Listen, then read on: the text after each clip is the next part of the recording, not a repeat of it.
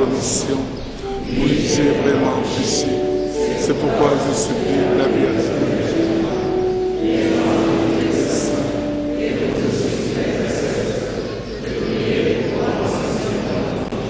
yàlla nañu yàlla borom kataan yërëm baal ñu suñuy bàkkaar te yóbbu ñu ca dund ga dul jeex.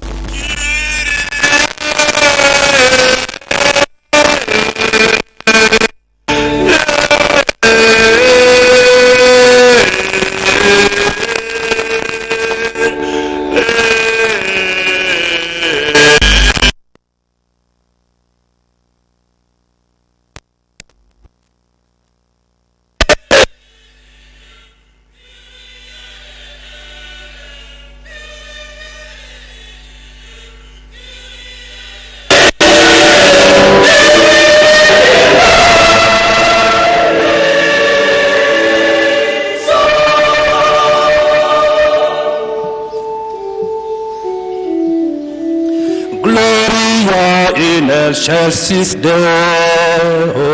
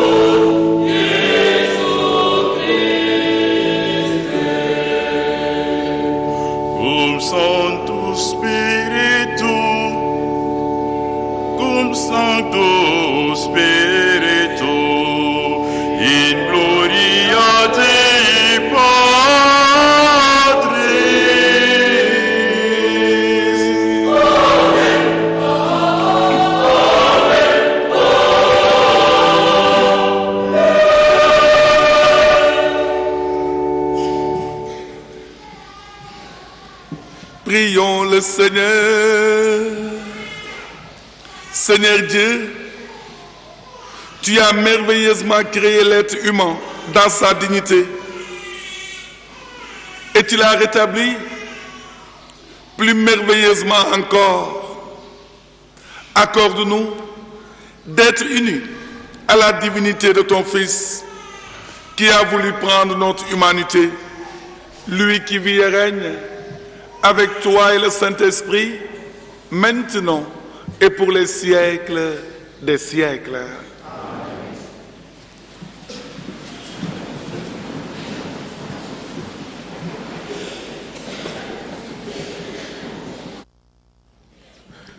mbokk yi ñu ngi leen di fàttali ni ñu ngi en direct ci paroisse Édouard Pop bu Yëmbal ñu nekk ci messe bi nag di door partie bu njëkk bi di la liturgie de la parole Théo ñu koy dooree ak la première lecture di lecture bu njëkk bi. waaw ñu ngi koy dooree nag comme ni nga waxee première lecture bi donc lu am solo la ci biir kii mooy évangile xam naa ci kanam tuuti dinañ après jéem a jukki lan lañ gëstu ci évangile bi lan la ci ak homélie bi di ñëw. N'est pas une promesse dont l'accomplissement est repoussé à demain. C'est une réalité actuelle pour ceux qui marchent en croyant à l'amour divin. Écoutons.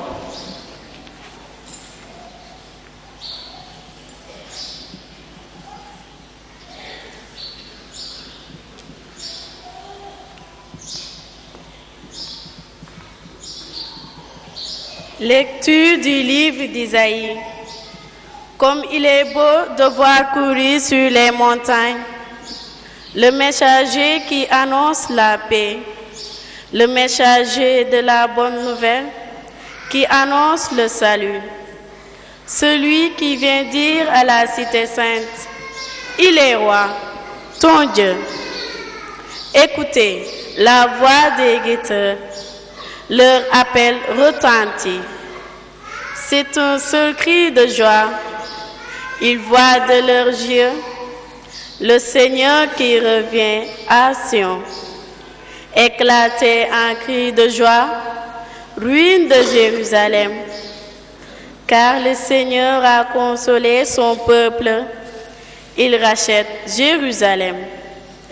Le Seigneur a montré la force divine de son bras aux yeux de toutes les nations.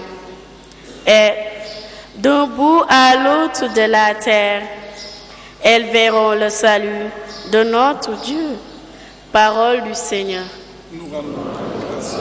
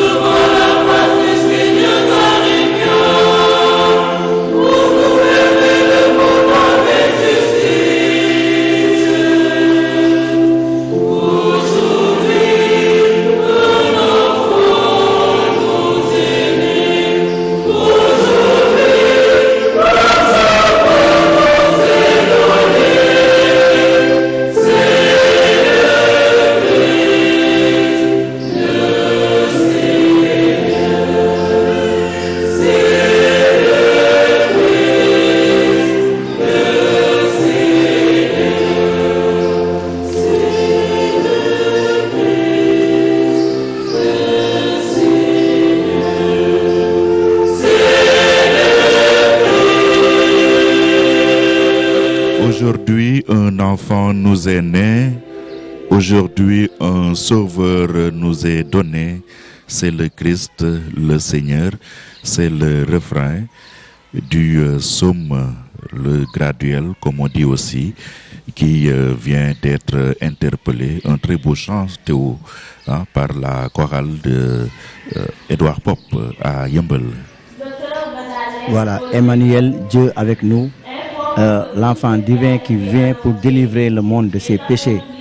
Donc c'est un grand jour pour ce Noël, la fête de la Nativité, et aussi une fête pour les enfants. Et donc le symbole de la crèche et aussi l'arrivée des bergers représente beaucoup de choses pour vous. Voilà, maintenant place à la deuxième lecture. Ñu déglu mbokk yi jàngat ñaareel bi di ñaareelu lecture bi avant nag ñuy egsi ci proclamation de l'évangile.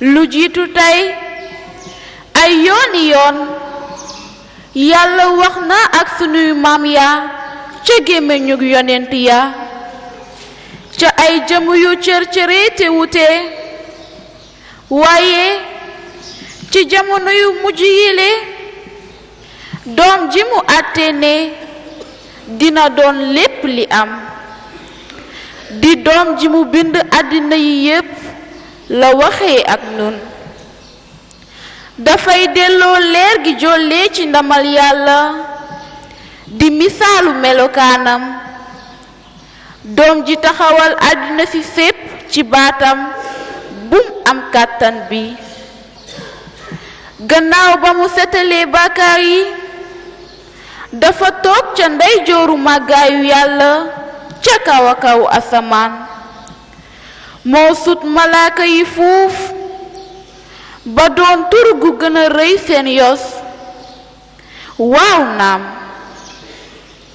kan ci malaaka yi la yàlla musa wax baat yile suma doom nga maa la jur tey jiile mbaam wax liile dinaa doon baay ci moom te moom mu nekk ci man doom waaye ba muy dugal taaw bi ci àddina si di ñëw dafa ne na malaaka yi yàlla yépp sujjóot ci kanamam baatu mborom bi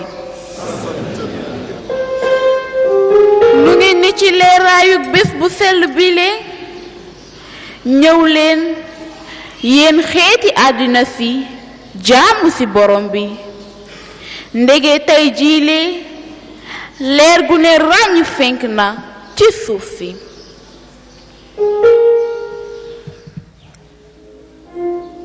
C'était donc la deuxième lecture. Place maintenant à la proclamation de l'évangile.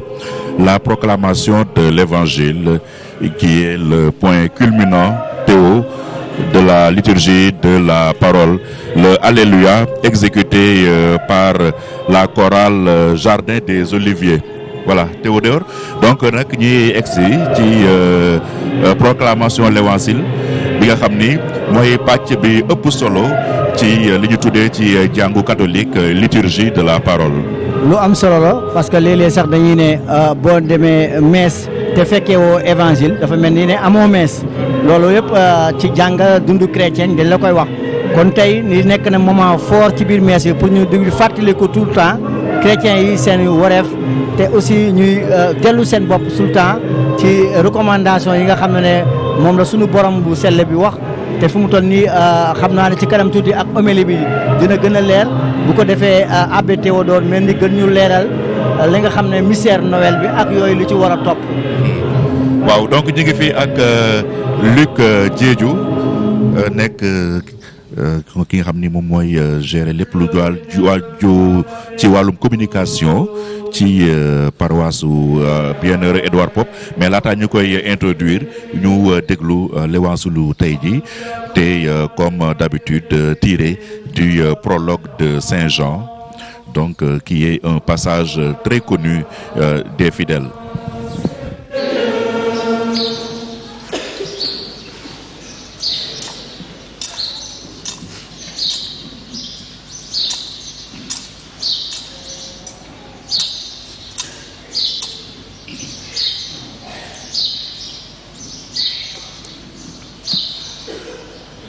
Au commencement était le Verbe, la parole de Dieu.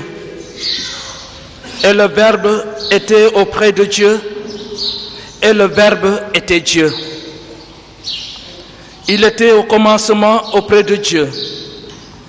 Par lui, tout s'est fait, et rien de ce qui s'est fait ne s'est fait sans lui. En lui était la vie, et la vie était la lumière des hommes. La lumière brille dans les ténèbres, et les ténèbres ne l'ont pas arrêté. Il y eut un homme envoyé par Dieu, son nom était Jean. Il était venu comme témoin pour rendre témoignage à la lumière, afin que tous croient par lui. Cet homme n'était pas la lumière, mais il était là pour lui rendre témoignage. Le Verbe était la vraie lumière qui éclaire tout homme en venant dans le monde. Il était dans le monde, lui par qui le monde s'était fait, mais le monde ne l'a pas reconnu. Il est venu chez les siens, et les siens ne l'ont pas reçu. Mais tous ceux qui l'ont reçu, ceux qui croient en son nom, il leur a donné de pouvoir devenir enfants de Dieu. Ils ne sont pas nés de la chair et du sang, ni d'une volonté charnelle, ni d'une volonté d'homme. Ils sont nés de Dieu. Et le Verbe s'est fait chair, il a habité parmi nous, et nous avons vu sa gloire, la gloire qui tient de son Père, comme Fils unique, plein de grâce et de vérité. Jean-Baptiste lui rend témoignage en proclamant: voici celui dont j'ai dit, lui qui vient derrière moi, il a pris place devant moi, car avant moi il était. Tous nous avons eu part à sa plénitude. Nous avons reçu grâce après grâce. Après la loi communiquée par Moïse, la grâce et la vérité sont venues par Jésus-Christ. Dieu, personne ne l'a jamais vu. Le Fils unique qui est dans le sein du Père, c'est lui qui a conduit à le connaître. Cette parole, c'est le message de la foi que nous proclamons.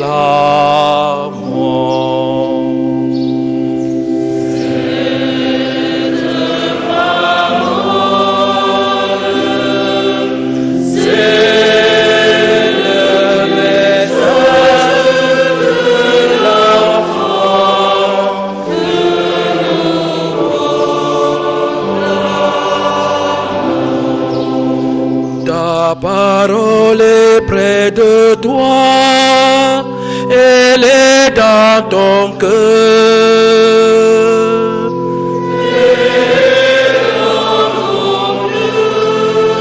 Ta parole est près de toi, elle est dans ta bouche.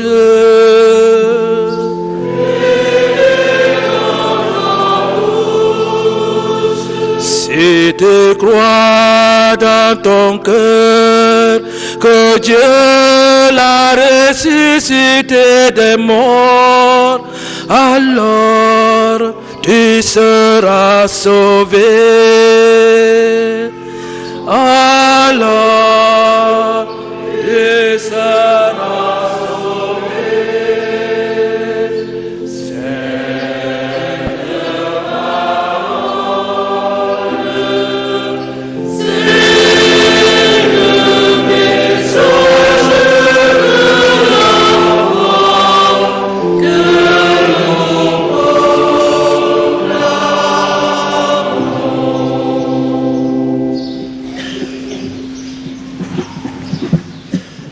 gannaaw ba ñu dégloo ñaari lecture yi ak l'évangile léegi nag ñu teewlu homélie di waare l'abbé Théodore Mendy fii ci Yeumbeul.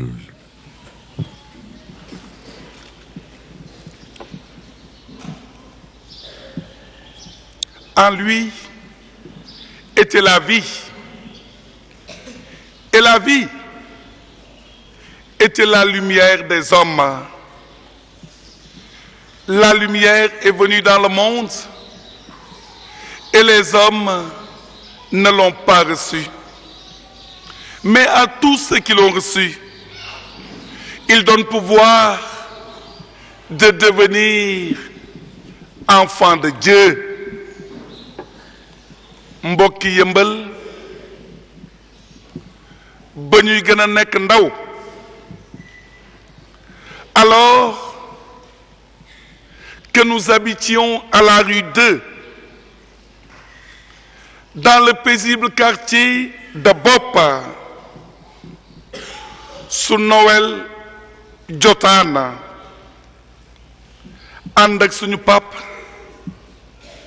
ak suñu yaay dañu daan dem messe église Sainte Thérèse du Grand Dakar.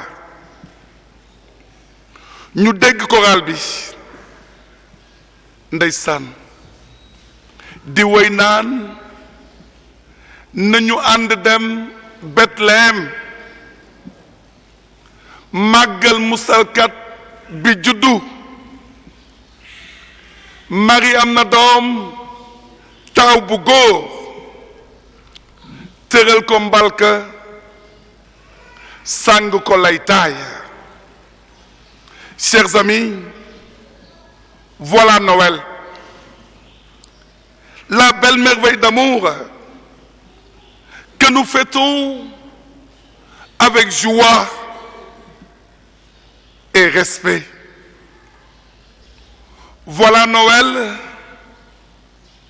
la surprise totale d'un Dieu qui en Jésus-Christ prend son baptême de pèlerin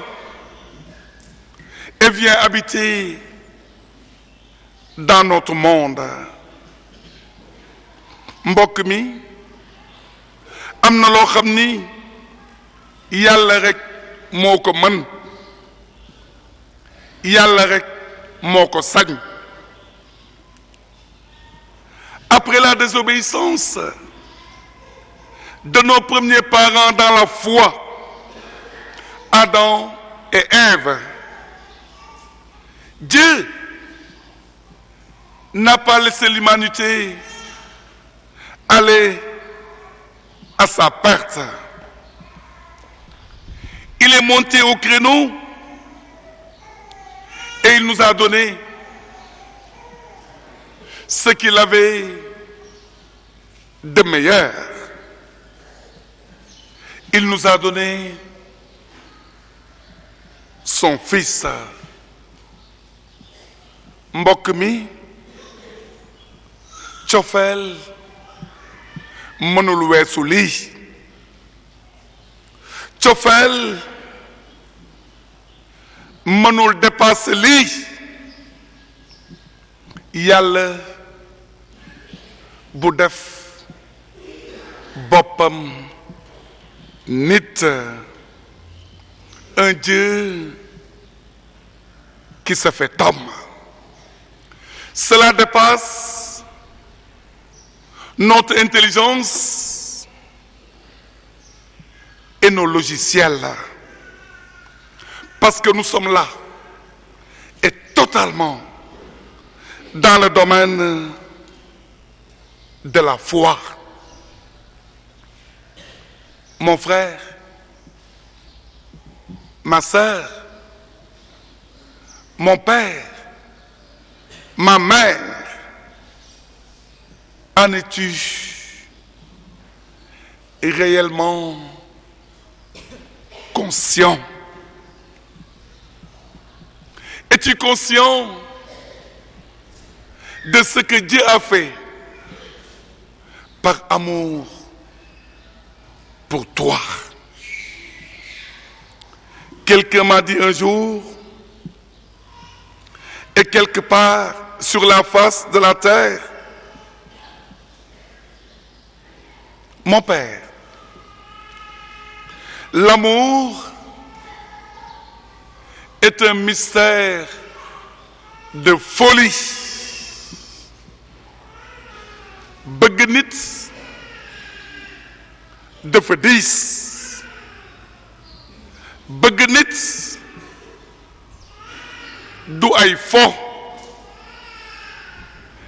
tippoo nit du ay caaxaana. mbokki Yëmbal, mbokki Sénégal,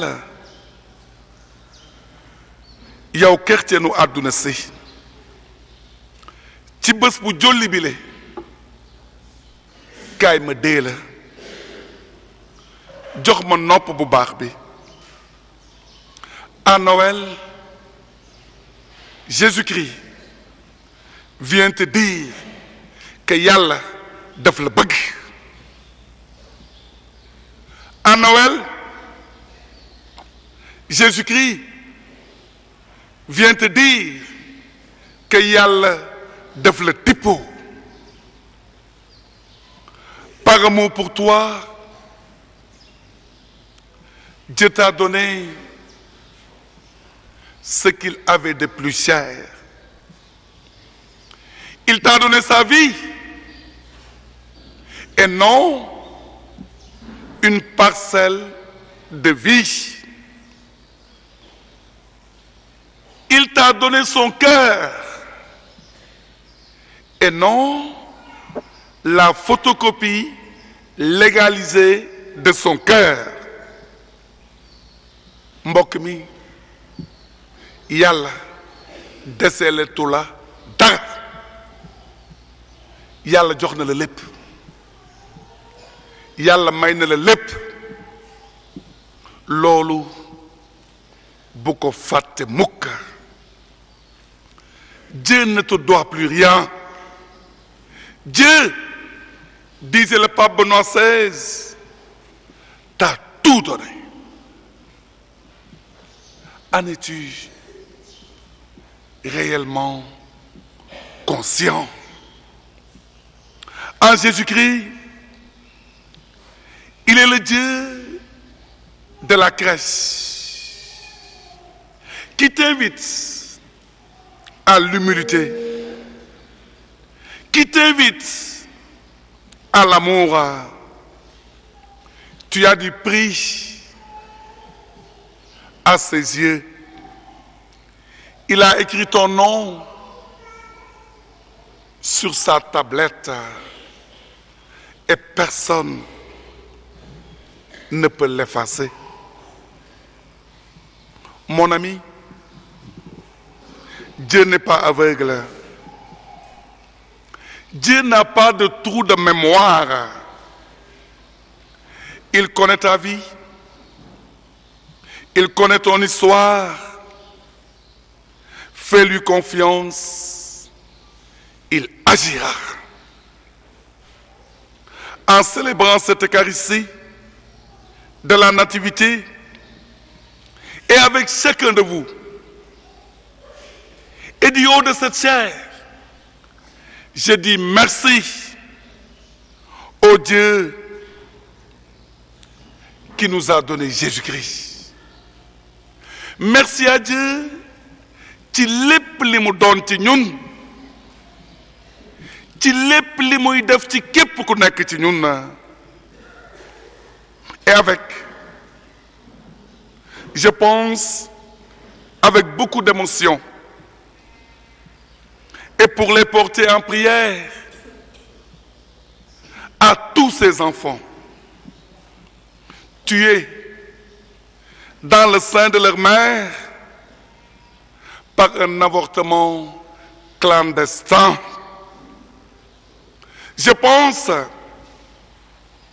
en fêtant l'Eucharistie de Noël, à cet enfant livré à la merci de la rue et que je rencontre devant la station totale de Yëmbal, adepte de mendicité et exploité par des adultes véreux et sans vergogne qui n'ont rien d'autre comme ambition que l'argent, encore l'argent, et toujours l'argent.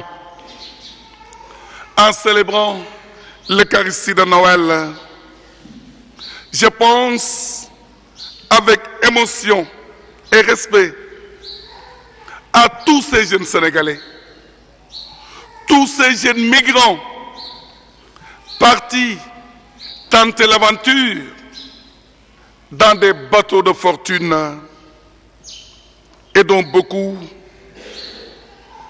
sont morts à mer. Les eaux de la Méditerranée sont devenues leur cimetière.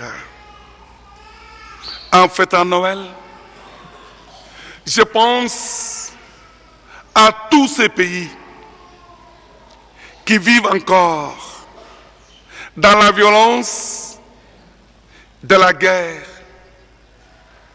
de la méchanceté, de la vengeance,